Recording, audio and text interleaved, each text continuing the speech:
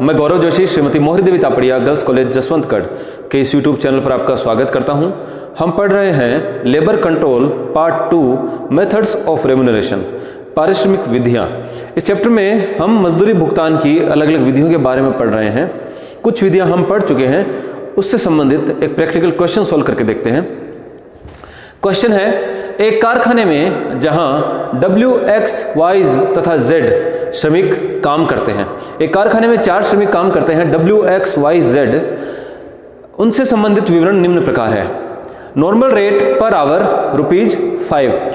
प्रति घंटा जो मजदूरी की दर तय की गई है वो है ₹5 प्रति घंटा।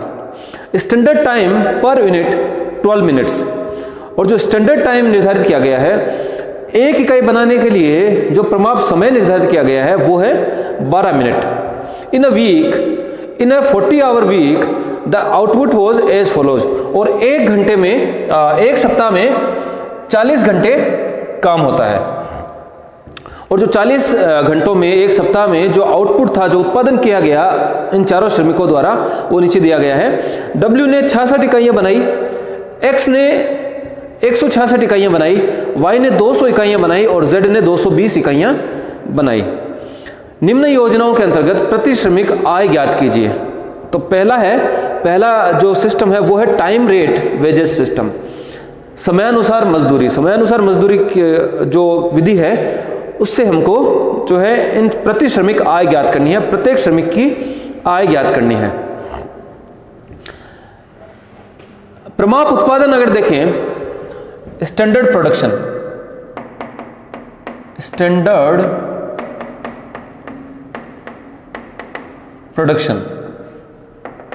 उत्पादन हम ज्ञात कर लेते हैं, क्योंकि आगे हम इसी क्वेश्चन में हम इस क्वेश्चन को टेलर विधि के अनुसार, मेरिक विधि के अनुसार हल करेंगे।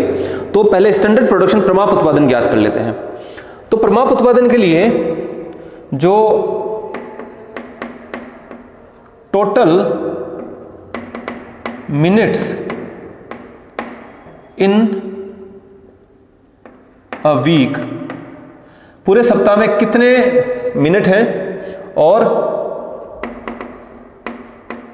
स्टैंडर्ड टाइम पर यूनिट दिया गया, उसका भाग लगा देंगे। स्टैंडर्ड प्रोडक्शन यानी कि पूरे सप्ताह में कितना प्रमाप उत्पादन निर्धारित किया गया वो हम ज्ञात करेंगे। तो टोटल मिनट्स कितने हैं? 40 घंटा एक सप्ताह में काम होता है और एक घंटे में 60 मिनट, यानी कि 2400 मिनट हैं पूरे सप्ताह में। और एक यूनिट को बनाने में जो समय दिया गया है, जो स्टैंडर्ड टाइम दिया गया है, वो दिया गया है 12 मिनट का एक यूनिट के लिए। तो पूरे सप्ताह में 2400 मिनट हैं और एक यूनिट के लिए 12 मिनट का टाइम दिया गया है। तो जो स्टैंडर्ड प्रोडक्शन है वो है 200 यूनिट। पूरे सप्ताह में 2400 मिनट काम हुआ है, 40 घंटे काम हुआ है और एक यूनिट के उत्पादन के लिए 12 मिनट का टाइम दिया गया है। तो पूरे सप्ताह में जो प्रमाप उत्पादन निर्धारित किया गया है वो निर्धारित किया गया है 200 यूनिट। तो कारखाने द्वारा 200 यूनिट का प्रमाप उत्पादन निर्धारित किया गया है। दूसरा हम ज्ञात कर लेते हैं रेट पर यूनिट। जो वेजेज की रेट है वो पर आवर तो दी गई है, लेकिन प्रति इकाई मजदूरी कितनी दी जाएगी वो भी हम ज्ञात कर लेते हैं। Rate per unit, rate per hour है ₹5 और स्टैंडर्ड प्रोडक्शन पर आवर। एक घंटे की जो रेट है, मजदूरी की जो दर है वो है ₹5 और एक घंटे में कितना उत्पादन किया जाना चाहिए, कितनी इकाइयां उत्पादित की जानी चाहिए वो हम ज्ञात कर लेते हैं। स्टैंडर्ड प्रोडक्शन पर आवर, तो एक घंटे में 60 मिनट होते हैं और एक इकाई के उत्पादन के लिए 12 मिनट दिया गया है। स्टैंडर्ड टाइम पर यूनिट, कारखाने में जो प्रमाप समय दिया गया है एक इकाई के उत्पादन के लिए वो दिया गया है 12 मिनट का और एक घंटे में 60 मिनट होते हैं। तो स्टैंडर्ड प्रोडक्शन पर आवर है 5 यूनिट्स। अगर 12 मिनट में 1 इकाई उत्पादित की जाती है तो 1 घंटे में 5 इकाइयां उत्पादित की जानी चाहिए। तो 1 घंटे में 5 इकाइयां उत्पादित की जानी चाहिए और 1 घंटे की मजदूरी है 5 रुपया। तो रेट पर यूनिट होगी rate per hour upon standard production per hour, 5/5 ₹1। तो जो रेट पर यूनिट है, 1 इकाई के लिए 1 रुपया दिया जाता है। 1 घंटे काम करने पर 5 रुपये मजदूरी दी जाती है और 1 इकाई के उत्पादन पर 1 रुपया दिया जाता है। ऐसा कहा गया है कि 1 इकाई के उत्पादन में 12 मिनट का समय लगना चाहिए।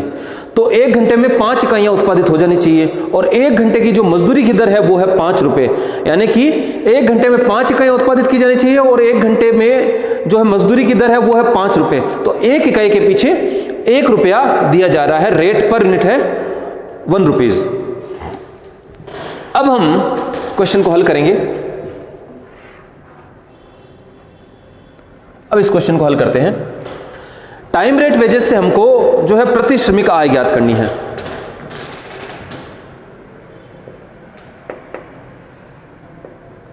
कैलकुलेशन ऑफ अर्निंग्स पर वर्कर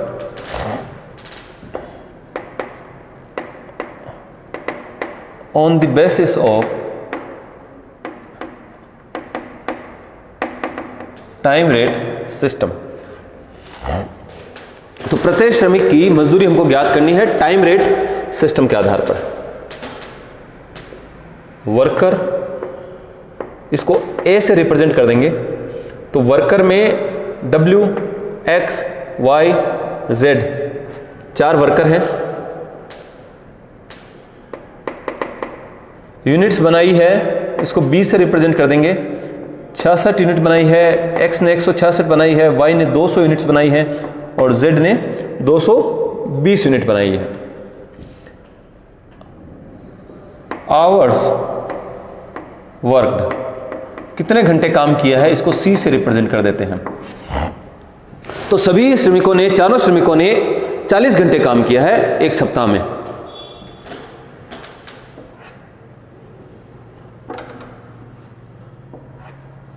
तो 40 आवर्स, सभी ने 40 घंटे काम किया है। रेट पर आवर, मजदूरी की दर क्या है, इसको D से रिप्रेजेंट कर देते हैं। रेट पर आवर है 5 रुपया।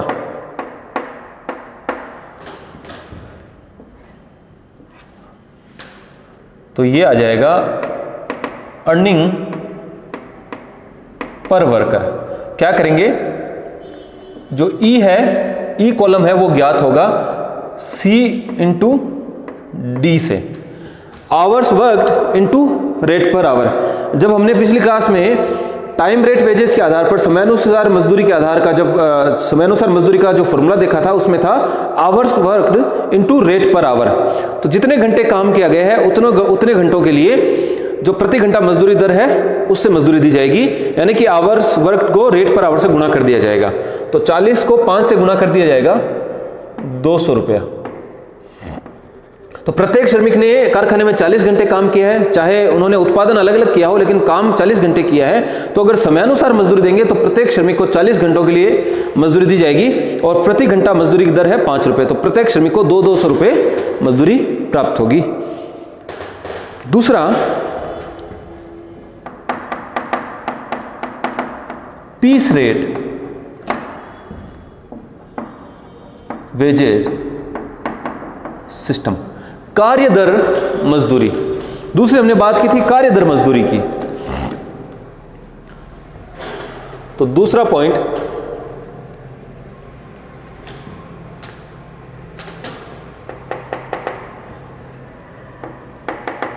Piece rate system.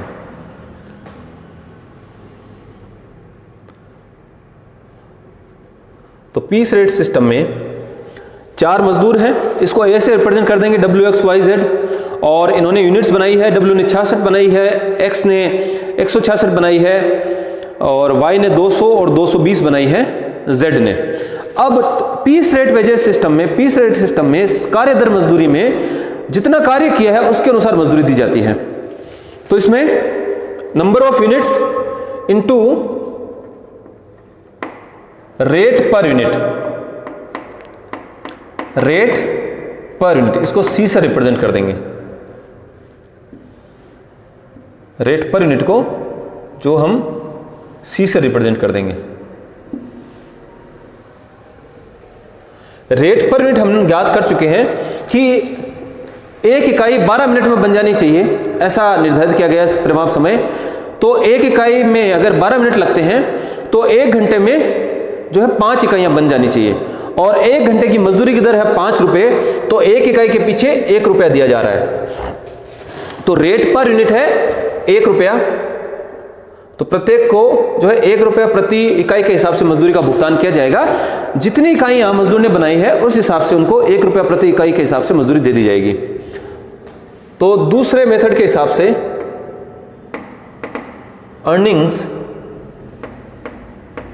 पर वर्कर क्या होगा, डी कॉलम है, डी हमको प्राप्त होगा B into C, number of units into rate per unit. तो 66 इकाइयां बनाई है डब्ल्यू ने, तो 1 रुपये प्रति इकाई के हिसाब से इसकी मजदूरी होगी 66 रुपये। एक्स ने 166 इकाइयां बनाई है, तो 1 रुपये प्रति इकाई के हिसाब से एक्स की मजदूरी होगी 166 रुपये, वाई की मजदूरी होगी 200 रुपये और जेड की मजदूरी होगी 220 रुपये। तीसरा है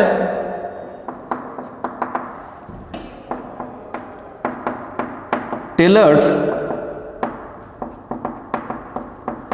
डिफरेंशियल पीस रेट सिस्टम। अब अगर इसी क्वेश्चन को हम जो है टेलर विधि से ज्ञात करें, Taylor's differential piece rate system से ज्ञात करें, तो टेलर ने कहा था कि मजदूरों को 2 श्रेणी में बांट दिया जाना चाहिए, कुशल और अकुशल। जो श्रमिक प्रमाप से कम उत्पादन करता है वो अकुशल श्रमिक होता है और जो श्रमिक प्रमाप के बराबर या अधिक उत्पादन कर देता है वो श्रमिक कुशल श्रमिक कहलाता है। और कुशल और अकुशल श्रमिकों की मजदूरी में डिफरेंस होना चाहिए और मजदूरों को मजदूरी पीस रेट के आधार पर दी जानी चाहिए, कार्य दर मजदूरी दी जानी चाहिए। तो प्रमाप उत्पादन निर्धारित किया हुआ है 200 इकाइयां, एक इकाई को बनाने में 12 मिनट का समय दिया गया है। तो पूरे सप्ताह में 2400 मिनट थे और एक इकाई को बनाने में 12 मिनट का समय दिया गया है, तो पूरे सप्ताह में 200 यूनिट बनाने के लिए कहा गया था। जो प्रमाप उत्पादन है वो 200 यूनिट का है। तो अब टेलर के अनुसार जो श्रमिक 200 इकाइयां नहीं बना पाया है, 200 से कम इकाइयां बनाई है जिस श्रमिक ने, वो श्रमिक अकुशल श्रमिक है और अकुशल श्रमिक को उसकी अकुशलता का दंड मिलना चाहिए। यानी कि जो श्रमिक प्रमाप उत्पादन से कम उत्पादन करता है उसको मजदूरी की दर का 80% दिया जाना चाहिए और मजदूरी की दर कार्य दर ली जानी चाहिए, रेट पर यूनिट ली जानी चाहिए, पीस रेट सिस्टम के आधार पर भुगतान किया जाना चाहिए। तो अगर इसी क्वेश्चन को हम टेलर विधि के अनुसार करें, Taylor's differential piece rate system, इसी को टेलर विधि के अनुसार अगर हल करें तो 4 वर्कर हैं डब्ल्यू एक्स वाई जेड और इन्होंने इकाइयां बनाई है 66, 166, 200, 220। स्टैंडर्ड प्रोडक्शन है 200 इकाइयां। अब टेलर के अनुसार जो श्रमिक प्रमाप से कम उत्पादन करता है उसको मजदूरी का 80% दिया जाना, मजदूरी की दर का 80% दिया जाना चाहिए। तो टेलर के अनुसार पीस रेट एप्लीकेबल कौन सी होगी, इसको हम सी से रिप्रेजेंट कर देते हैं। तो डब्ल्यू ने 66 इकाइयों का उत्पादन किया है जबकि प्रमाप उत्पादन है 200 इकाइयां। तो जो श्रमिक डब्ल्यू है उसने प्रमाप से कम उत्पादन किया है तो उसको मजदूरी की दर का, मजदूरी दी जाएगी पीस रेट के हिसाब से, तो मजदूरी की दर का 80% दिया जाना चाहिए। तो मजदूरी की दर पीस रेट के हिसाब से है 1 रुपया, कार्य दर मजदूरी है 1 रुपया। तो 1 रुपये का 80%, 80 पैसा W को दिया जाना चाहिए एक इकाई के लिए। W के लिए जो एप्लीकेबल पीस रेट है वो है 80 पैसा, 0.80 रुपीज। X ने भी प्रमाप से कम उत्पादन किया है, X भी अकुशल श्रमिक है, तो जो श्रमिक प्रमाप से कम उत्पादन करता है उसको मजदूरी की दर का 80% दिया जाना चाहिए। मजदूरी की दर दी जाती है पीस रेट के आधार पर, रेट पर यूनिट है 1 रुपया, तो 1 रुपये का 80% होता है 80 पैसा। जो श्रमिक प्रमाप के बराबर या अधिक उत्पादन करता है उसको मजदूरी की दर का 120% मजदूरी दी जानी चाहिए, उसको उसकी कुशलता का प्रोत्साहन दिया जाना चाहिए। तो मजदूरी की दर है 1 रुपया, 1 रुपये का 120% होता है 1 रुपया 20 पैसा। तो Y और Z ने प्रमाप के बराबर और प्रमाप से अधिक उत्पादन किया है, तो Y और Z को जो मजदूरी दी जाएगी वो दी जाएगी 1 रुपया 20 पैसा प्रति इकाई, और W और X को 80 पैसा प्रति इकाई मजदूरी दी जाएगी। तो 66 को मल्टीप्लाई कर लेंगे 80 पैसे से, तो 52 रुपये 80 पैसे, 52 रुपये 80 पैसे मजदूरी है W की। 166 को गुणा करेंगे 80 पैसे से, तो 132 रुपये 80 पैसे मजदूरी है X की। इसको 53 रुपये भी लिख सकते हैं, इसको 133 रुपये लिख सकते हैं। Y ने 200 इकाइयाँ उत्पादित की है, इसको 1 रुपया 20 पैसे प्रति इकाई के हिसाब से मिलेंगे 240 रुपये, और Z ने 220 इकाइयाँ उत्पादित की हैं, तो 1 रुपया 20 पैसे प्रति इकाई के हिसाब से Z को मिलेंगे 264 रुपये। तो ये था Taylor's differential piece rate system के आधार पर मजदूरी की कैलकुलेशन। टेलर के बाद में मेरिक ने एक विधि सुझाव की थी, मेरिक्स डिफरेंशियल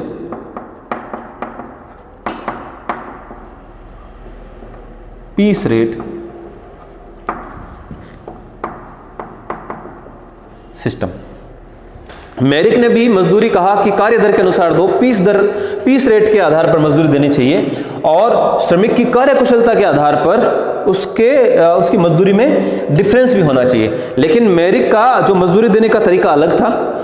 मेरिक ने कहा था कि अगर कोई श्रमिक 83% तक प्रमाप उत्पादन के 83% तक अगर उत्पादन करता है तो उसे सामान्य मजदूरी दे दी जाए, सामान्य मजदूरी दर। अगर कोई श्रमिक 83 से 100% तक प्रमाप उत्पादन के 83 से 100% तक अगर उत्पादन करता है तो उसे सामान्य मजदूरी दर का 110% दिया जाना चाहिए।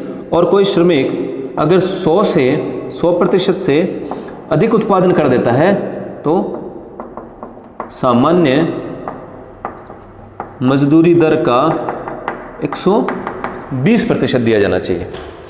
तो अगर इसी क्वेश्चन को हम मेरिक्स डिफरेंशियल पीस रेट सिस्टम के आधार पर अगर हल करें,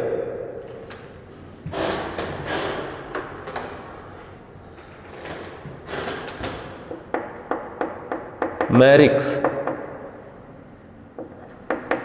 डिफरेंशियल पीस रेट सिस्टम, मेरिक विधि के अनुसार अगर हल करें तो 4 श्रमिक हैं और चारों श्रमिकों ने जो उत्पादन किया है वो यहां पे हमने लिख दिया। अब हम कार्य कुशलता का स्तर देखेंगे। मेरिक के अनुसार मेरिक ने जो है विभिन्न कार्य कुशलता के स्तर बताए हैं। तो एफिशिएंसी परसेंटेज देखी जाएगी, एफिशिएंसी परसेंटेज देखी जाएगी। क्या किया जाएगा? Units produced upon standard production. W की एफिशिएंसी देखी जाएगी 66/200 इंटू 100, 66/200 इंटू 100, यानी कि जो स्टैंडर्ड प्रोडक्शन था, जो प्रमाप उत्पादन निर्धारित किया था वो किया था 200 यूनिट्स। तो 200 यूनिट्स का प्रमाप उत्पादन निर्धारित किया गया था, लेकिन W ने केवल 66 इकाइयां ही बनाई। तो W की कार्य कुशलता कितनी है? तो 66 में 200 का भाग लगाकर 100 से गुणा कर देंगे तो 33% की है। W की कार्य कुशलता। X ने 166 इकाइयां बनाई है 200 में से, तो X की कार्य कुशलता क्या है? 166 में 200 का भाग लगा दिया जाएगा और 100 से गुणा कर दिया जाएगा, तो X की कार्य कुशलता है 83% की। Y ने 200 इकाइयां बनाई है और प्रमाप उत्पादन ही भी 200 इकाइयां निर्धारित किया गया था, तो Y की कार्य कुशलता है 100% की। और Z ने 220 इकाइयां बनाई है जबकि प्रमाप उत्पादन निर्धारित किया गया था 200 इकाइयों का। 200 इकाइयां जो है प्रमाप उत्पादन निर्धारित किया गया था, तो W की कार्य कुशलता है 110% की। अब मेरिक के अनुसार जो श्रमिक 83% तक प्रमाप उत्पादन के 83% तक उत्पादन करता है उसको सामान्य मजदूरी दर दी जानी चाहिए, और मजदूरी दर है पीस रेट के आधार पर, रेट पर यूनिट के आधार पर। तो सामान्य मजदूरी है 1 रुपया प्रति इकाई। तो जो एप्लीकेबल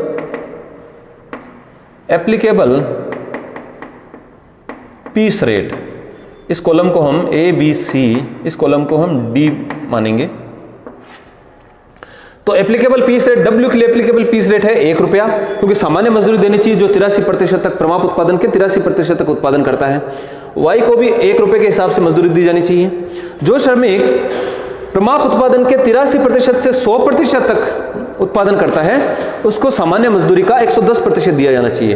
तो सामान्य मजदूरी है 1 रुपया, तो 1 रुपया 10 पैसा जो है Y को मजदूरी दी जानी चाहिए, 1 रुपया 10 पैसा पर यूनिट के हिसाब से, क्योंकि Y ने 100% उत्पादन किया है। और Z ने 100% से अधिक उत्पादन किया है, तो Z को सामान्य मजदूरी दर का 120%, यानी कि 1 रुपया 20 पैसा Z को मजदूरी दी जानी चाहिए। तो अर्निंग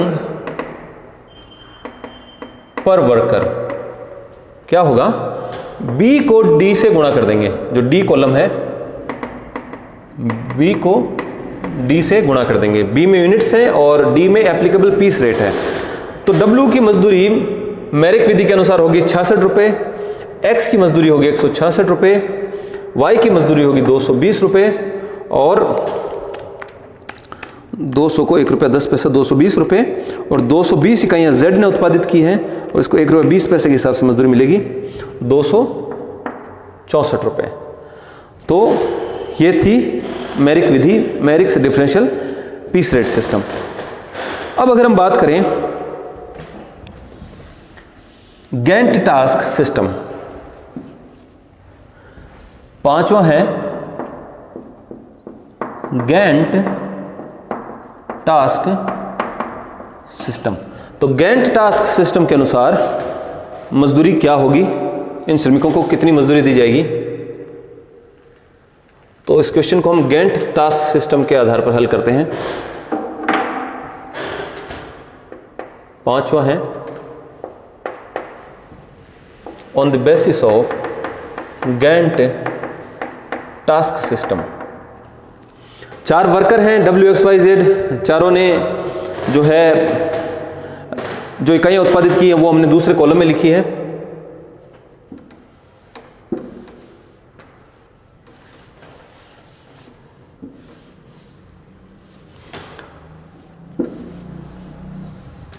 तो गैंट टास्क सिस्टम के अनुसार इन्होंने कहा कि जो श्रमिक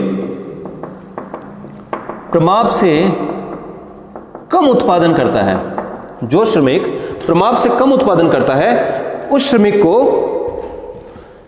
समयानुसार मजदूरी दी जानी चाहिए। जो श्रमिक प्रमाप के बराबर उत्पादन करता है उसको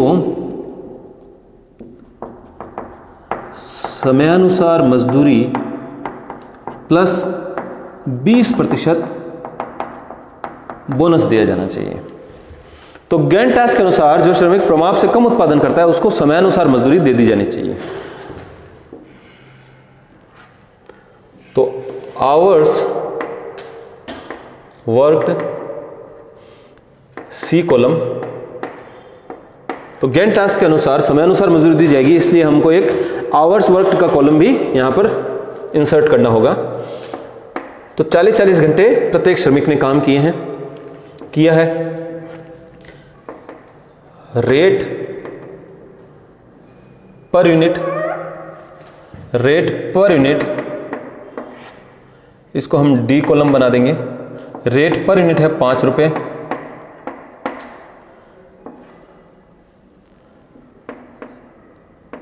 गारंटीड वेजेज, तो गैंट टास्क के अनुसार अगर कोई श्रमिक प्रमाप से कम उत्पादन करता है तो भी उसको गारंटी मिलती है मजदूरी की, समयानुसार मजदूरी की गारंटी दी जाती है, इसलिए गारंटीड वेजेज कहते हैं।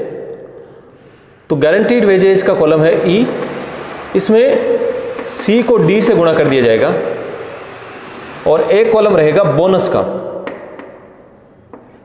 बोनस का कॉलम रहेगा एफ।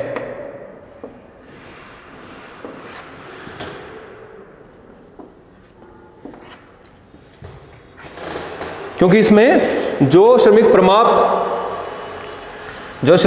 के बराबर उत्पादन करता है उसको समयानुसार मजदूरी का 20% बोनस भी दिया जाता है। और ये टोटल अर्निंग्स